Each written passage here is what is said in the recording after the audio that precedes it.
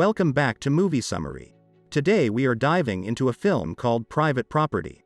Catherine is a girl wannabe actress living with her husband Jay in a huge mansion in Los Angeles. One day when her gardener Jose doesn't show up, the company send her a new one. His name is Duke. 3 days later on his day off, Duke comes to grab lunch with her while her husband is on a business trip. She also invites Ed, who claims to have bought the house in front. These two had a plan and they are about to get in action. During them hanging together, Catherine and Duke end up kissing. Catherine then is a little drunk and tries to get back to herself. Meanwhile, behind Duke and Ed are talking, then Ed leaves. Catherine wonders if he is upset. She then realizes Duke overstayed his welcome and she thinks he should leave. She adds that her husband Jay is landing at 8:40 p.m. But Duke believes they have plenty of times. She tries to find excuses for him to leave, but the man is extremely persistent as it's part of the plan. He then asks her one last kiss before he leaves.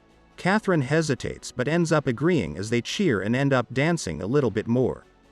Duke is trying his best to charm her and she tries hard to stop as she is drunk. She won't be able to pick her husband up. They both keep dancing and the movie jumps to 2 days ago. Duke and Ed are walking around some hills. It's hot and the mountains feels endless. They arrive to a man who is fixing his car. They ask him for some water. The man tells them to leave, but they remind him they can just take it by force if they wanted to, on top of that trashing the whole store. The mechanic tells them he doesn't want any trouble. Duke then sends Ed to go inside and grab some water as well as beer. Both guys hydrate themselves and Duke reminds Ed they will be out of cash soon, they need to find something. They are at a gas station and see a beautiful girl passing by. She is filling her car. They assume that girl must be rich. That girl is Catherine. Another man then arrives to fill his car. Duke complains his car, his name is Oates and he is very proud of the vehicle. They wonders if he is headed to Beverly Hills, and he tells them he is.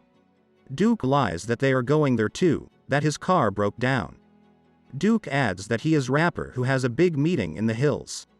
At this moment, Catherine is about to leave and asks for directions to the mechanic. Duke and Ed are observing her. Oates realizes it and tells them she is out of their league. Oates adds that they don't belong to the same world. Both get mad and force themselves in his car. He tries to run but Ed threats him with a knife. They force him to follow Catherine and he executes. A little later, she finally gets to her house and both leave Oates' car. But before that, Duke reminds him to keep his mouth shut. They know where he is going and will have extreme consequences if he tells anyone. The poor Oates is terrified and promises to not say a thing. Duke and Ed walk to Catherine's house. Ed wants to go in but Duke reminds him they can't just walk in and take. So they start thinking of a plan. They surround the house next door and realize it's empty. Ed then spots the neighbor, Catherine, hanging out by the pool.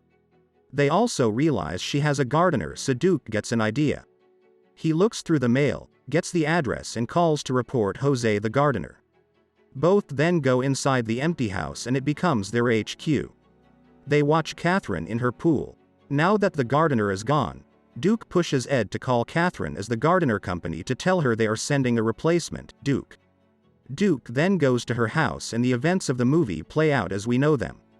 Both also learn about her husband. They observe and can sense she is getting tired of her husband. That same night, Duke tells Ed he would love to have a decent meal at least once. He adds that Catherine gets it every night and doesn't appreciate it. The next day arrive, which is the day before. Duke wants to find a truck and some tools to pretend to be a gardener. They then bribe a real gardener to get his truck and Duke starts being Catherine's gardener. At the end of the day, Duke tells Ed to be patient before they attack, but Ed thinks he is starting to like her. But Duke gets angry and remind him they can't do it with violence but in the smart way. The night before the big day arrives and Duke is convinces she won't be sleeping and will be thinking about him. The big day arrives and Duke tells Ed exactly what to say when meeting Catherine.